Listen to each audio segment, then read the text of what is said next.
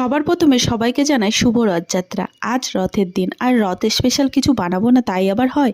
আমি আজকে বানাবো মিষ্টি খাজা। প্রথমে কিছুটা ময়দা নিয়েছি, সেখানে ঘি, নুন, চিনি আর জল দিয়ে ভালো করে মাখিয়ে এরকম একটা ডো তৈরি করে নিয়েছি। সেটাকেই আমি বাটি দিয়ে কিছুক্ষণের জন্য ঢেকে রাখবো। এদিকে চিনির শিরা তৈরি করতে হবে। এক বাটি চিনি দিয়েছি, সেখানে সেই বাটিরই হাফ বাটি জল আর কিছুটা এলাচ ফেলে দিয়ে শিরা তৈরি করে নিয়েছি। এদিকে ময়দাতে তেল দিয়ে এরকম একটা তরল পদার্থ তৈরি করে নিয়েছি।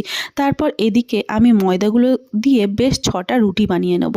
এরপর একটা করে রুটি নেব, তার উপরে ওই যে ঘন তরলটা তৈরি করেছিলাম সেটা দিয়ে দেবো। তারপরে আবারও একটা রুটি দিয়ে দেবো। এইভাবে 6টা রুটি আমি সেট করে নেব। তারপরই এটাকে বেশ সুন্দর করে রোল করে নেব। রোলটা বেশ টাইট করতে হবে, সেদিকে কিন্তু খেয়াল রাখতে হবে। এরপর ছুরি দিয়ে এইভাবে আমি খাজাগুলোকে কেটে নেব।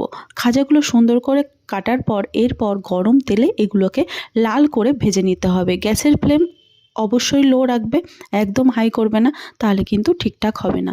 এরপর গজাগুলোকে আমি সুন্দর করে ভেজে নেব। গজা কিংবা খাজা যাই বলো, সুন্দর করে লাল লাল করে ভেজে তুলে নেব।